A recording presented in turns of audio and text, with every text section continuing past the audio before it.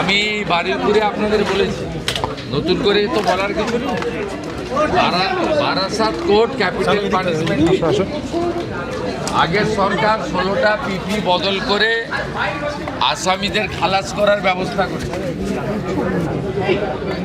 এবারে যে পরিবার ক্ষতিগ্রস্ত হয়েছে তারা সুপ্রিম কোর্টে গেছে, মামলা সুপ্রিম কোর্টে বিচারাধীন। আমি তাদের বলেছি সুপ্রিম কোর্টে রাজ্য সরকারের লয়াররা এখন সহযোগিতা করবে, যাতে তারা যে আবেদন করেছেন সেই আবেদনের সুবিচার থ্রু সুপ্রিম কোর্ট পান। এই মুহূর্তে এটা রাজ্য সরকার বা রাজ্য পুলিশের হাতে নেই। যে সুপ্রিম কোর্টের আইনি লড়াইতে রাজ্য সরকারের ভূমিকা, যারা ধর্ষণ করে খুন করেছে বারাসাতের ছাত্রীকে, তাদের পক্ষে থাকবে, এটা আমি মুখ্যমন্ত্রী হিসেবে বলে দিয়ে গেলাম। সেই ধরনের অ্যাডভাইস বা ডাইরেকশন আমাদের স্ট্যান্ডিং কাউন্সিলকে অলরেডি দেওয়া হয়েছে।